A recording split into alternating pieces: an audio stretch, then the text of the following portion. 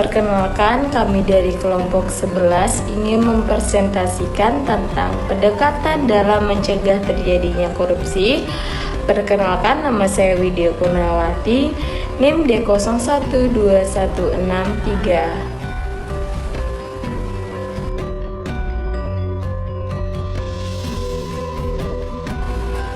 Halo guys, nama saya Naila Habib Awalia dengan NIM D01211036.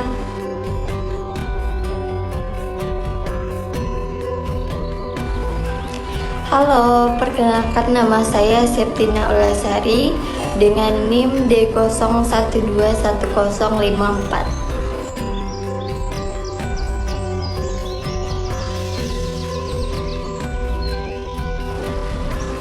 Hai guys, perkenalkan nama saya Zelia Lespenia dengan NIM D01211069.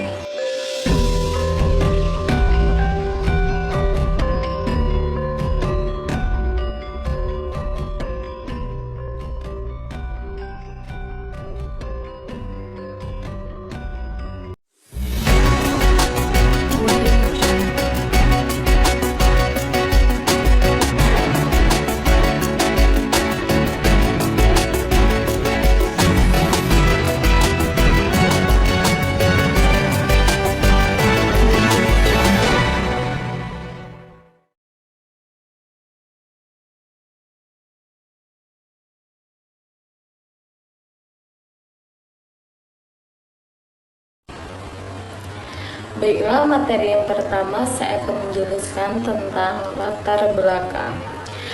Korupsi menghambat pembangunan dan melemahkan kepercayaan publik.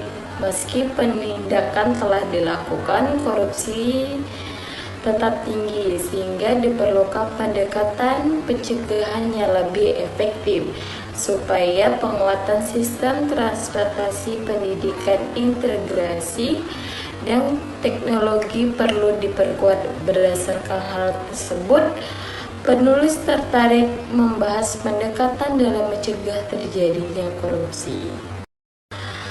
Korupsi merupakan masalah serius yang telah lama menghambat kemajuan berbagai negara, termasuk Indonesia. Dampaknya sangat luas secara finansial, merugikan negara, memperlambat pembangunan, merusak tatanan sosial, serta melemahkan kepercayaan publik terhadap pemerintah dan hukum. Korupsi menjadi penghalang utama bagi terwujudnya transparansi, akuntabilitas, dan pelayanan publik yang optimal.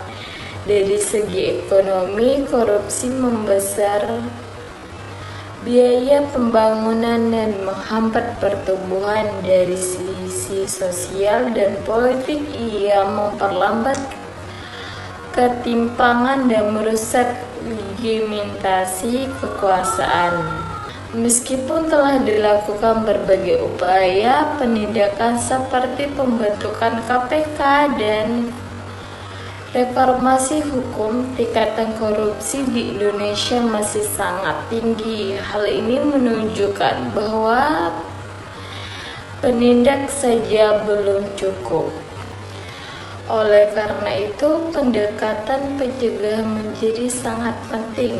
Pencegahan bertujuan menghilangkan peluang dan niat melakukan korupsi melalui transparan dan berintegritas. Langkah-langkah konkret seperti pembangunan, pengawasan internal, pendidikan anti korupsi sejak dini, dan penggunaan teknologi digital dapat membantu pembangunan budaya anti korupsi.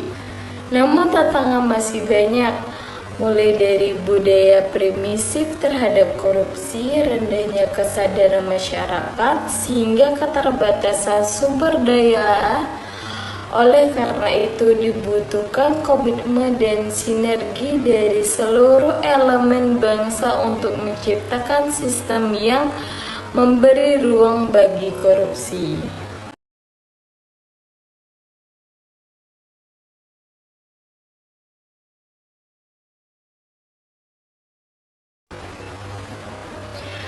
Baik, materi selanjutnya yaitu definisi korupsi. Korupsi adalah penyalahgunaan kekuasaan untuk kepentingan pribadi yang merugikan negara. Tindakan ini merusak sistem pemerintahan, keadilan sosial, dan pembangunan. Terjadi di berbagai sektor dan skala. Korupsi berdampak luas secara ekonomi, sosial, dan politik. Upaya pemberantasan untuk dibutuhkan pendekatan hukum, pendidikan, budaya, serta reformasi sistem yang terintegrasi dan melibatkan semua elemen masyarakat. Secara etimologis, kata korupsi berasal dari bahasa Latin corruptio yang berarti rusak atau membusuk. Korupsi mencakup berbagai bentuk seperti suap, penggelapan, gratifikasi ilegal, kolusi, dan nepotisme yang semuanya menghambat terwujudnya tata kelola pemerintahan yang baik. Menurut Undang-Undang Nomor 31 Tahun 1999, korupsi adalah perbuatan melawan hukum yang memperkaya diri atau pihak lain yang merugikan keuangan negara.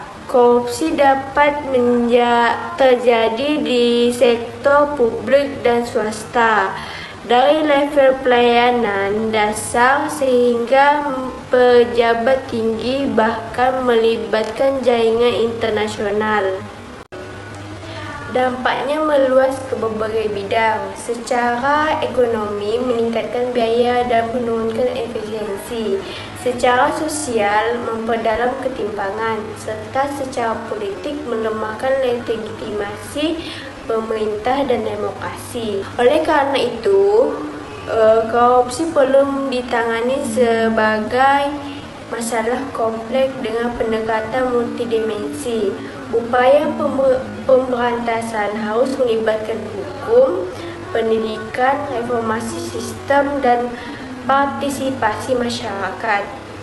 Hanya dengan langkah yang sistematis dan kolaboratif, bangsa ini dapat dibangun di atas dasar integritas dan keadilan.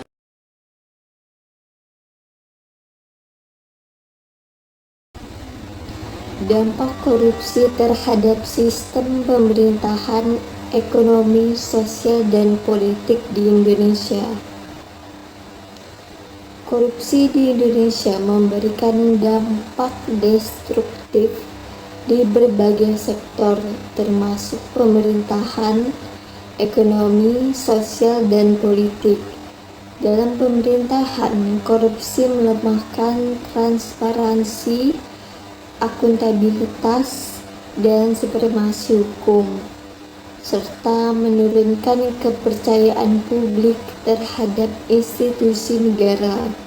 Secara ekonomi, korupsi menghambat investasi, memperlambat pembangunan, dan memperbesar ketimpangan antar wilayah. Dampak sosialnya meliputi ketidaksetaraan akses layanan publik dan meningkatkan kemiskinan. Di bidang politik, korupsi merusak demokrasi melalui praktik menurunkan kualitas kepemimpinan. Karena dampaknya yang luas, pemberantasan korupsi harus dilakukan secara serius dengan pendekatan represif dan pencegahan yang terintegrasi. Dalam pemerintahan, korupsi melemahkan transparansi, akuntabilitas, dan supremasi hukum yang berujung pada hilangnya kepercayaan publik terhadap institusi negara dan meningkatkan apatisme politik. Secara ekonomi, korupsi menambahkan biaya investasi dan memperhambat pertumbuhan karena anggaran pembangunan sering disalahgunakan. Hal ini memperlebar ketimpangan antar wilayah dan menurunkan daya saing Indonesia di tingkat global.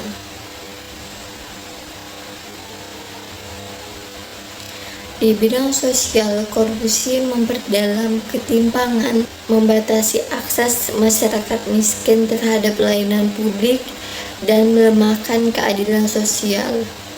Dana bantuan sering tidak sampai kepada pihak yang berhak karena dikorupsi.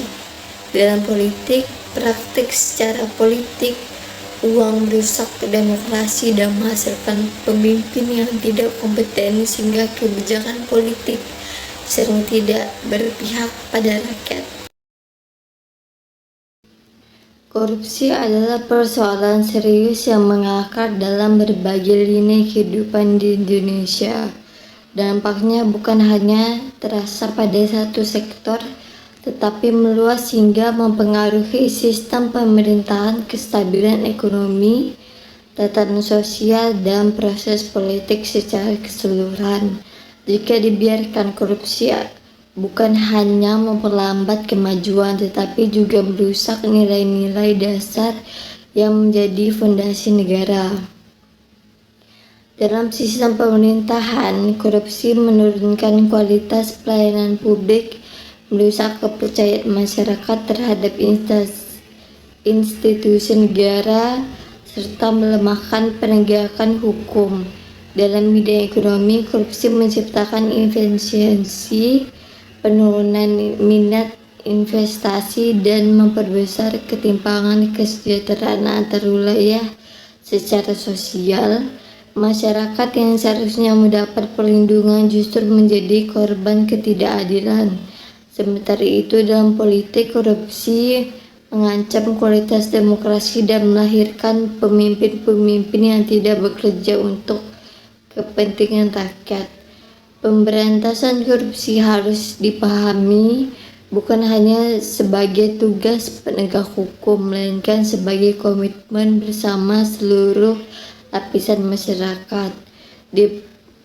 Diperlukan sistem yang mendukung transparansi dan pengawasan, reformasi birokrasi yang berkelanjutan, serta penanaman nilai integrasi sejak usia dini melalui pendidikan. Tanpa perubahan menyeluruh, korupsi akan terus menjadi penghambat utama bagi pembangunan dan kesejahteraan jangka panjang.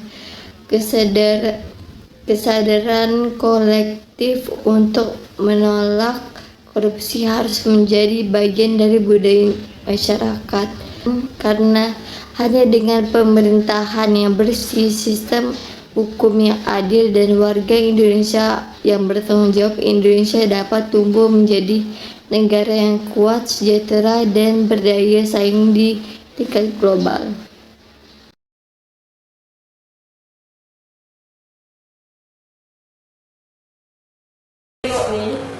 Baiklah, materi selanjutnya yaitu evaluasi efektivitas upaya penindakan korupsi melalui lembaga anti korupsi seperti KPK.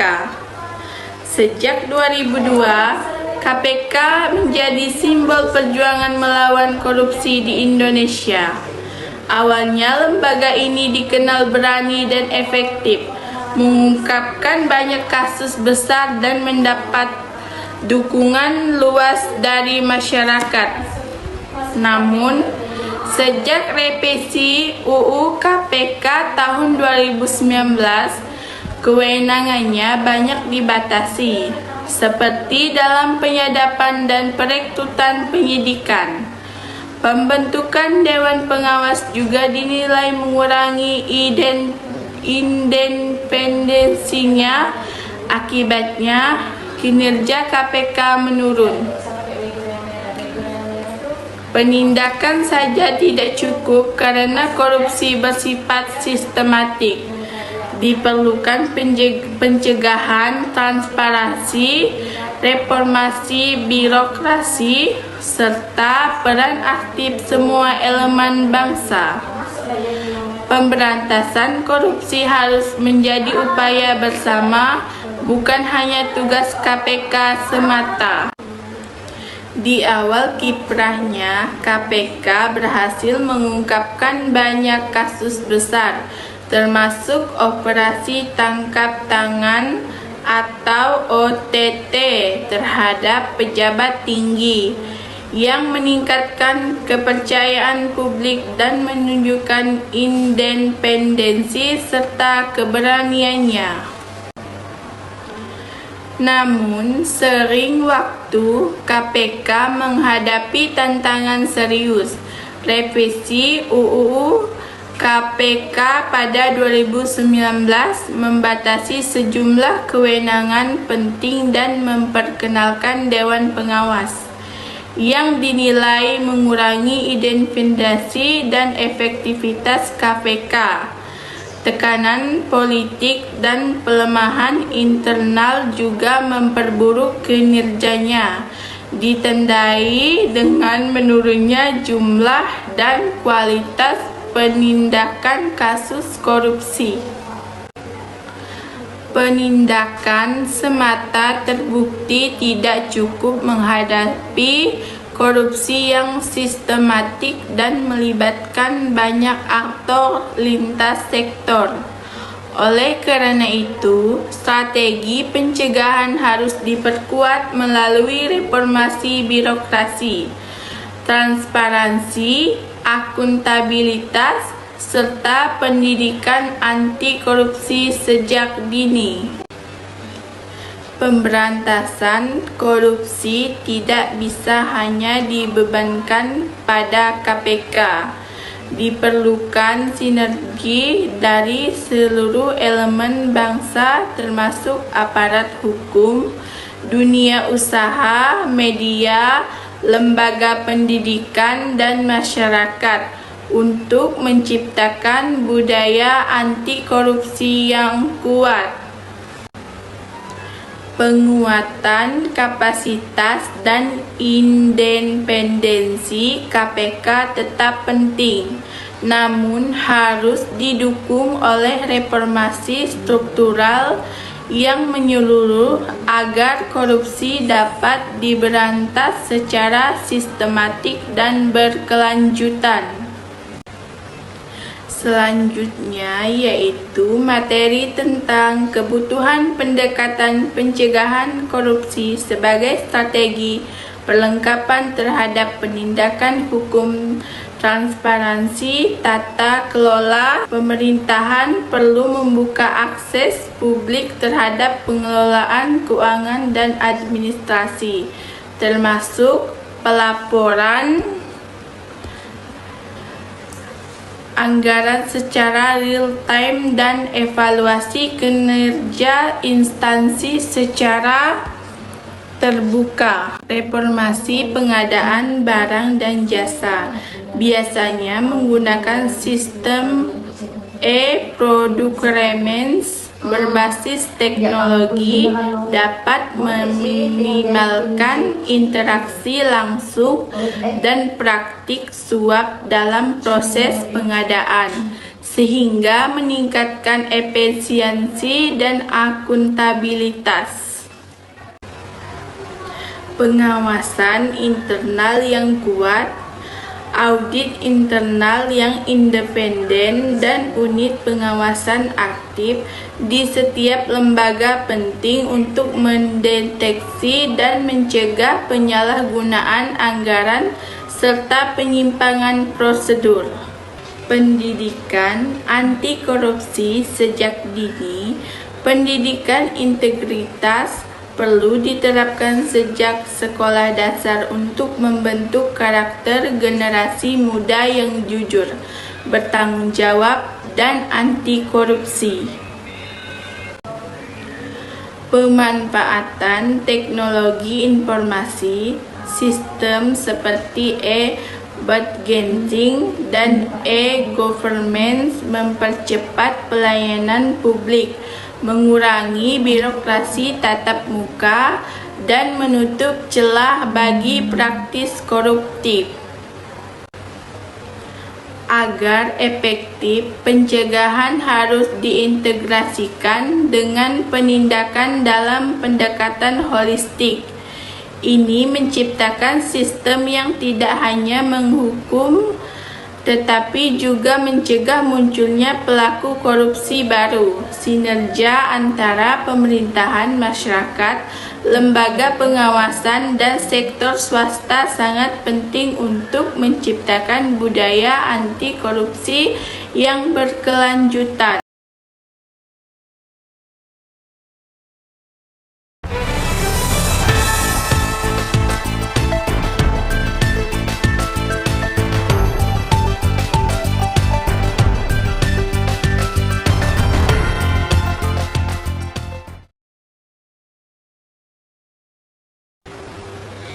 Jadi kesimpulan yang dapat kami berikan yaitu korupsi adalah penyalahgunaan kekuasaan untuk keuntungan pribadi yang merugikan negara dan masyarakat.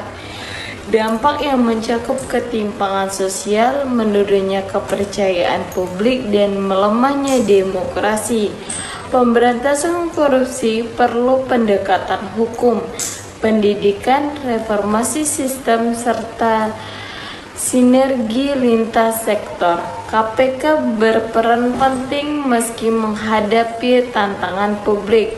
Pencegahan lewat transparansi, perbaikan penggandaan dan pengawasan internal, serta krusial untuk mencegah korupsi sejak awal.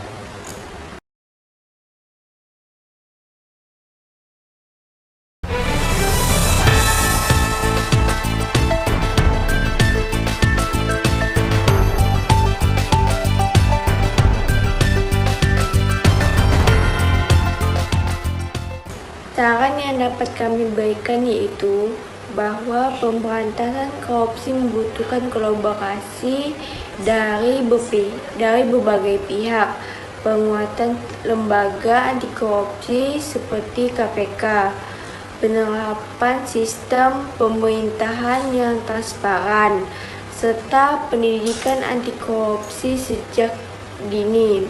Selain itu, penguatan teknologi pengawasan internal yang kuat dan reformasi budaya organisasi merupakan langkah penting untuk menciptakan ekosistem yang tahan terhadap korupsi.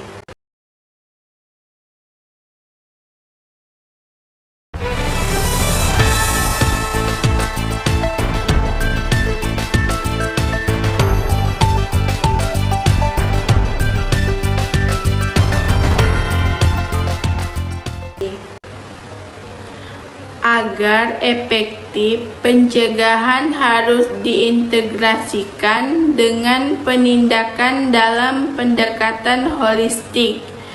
Ini menciptakan sistem yang tidak hanya menghukum, tetapi juga mencegah munculnya pelaku korupsi baru. Sinergia antara pemerintahan, masyarakat, lembaga pengawasan, dan sektor swasta sangat penting untuk menciptakan budaya anti korupsi yang berkelanjutan. Saat kami mulai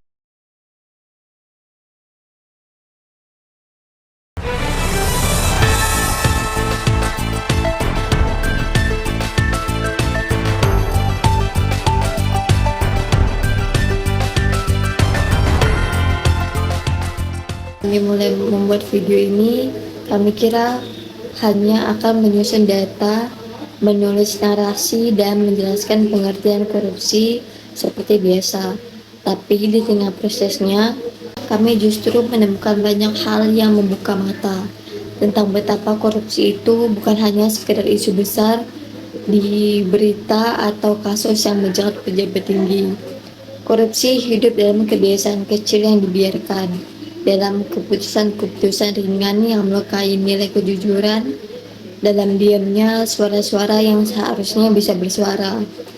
Kami jadi mengerti bahwa membahas korupsi bukan hanya soal hukum, tapi soal keberanian, soal nilai-nilai yang perlu ditanam bukan hanya di hukum. Baik, cukup sekian presentasi dari kami kelompok 11. Kurang lebihnya kami mohon maaf. Saya akhiri. Wassalamualaikum warahmatullahi wabarakatuh.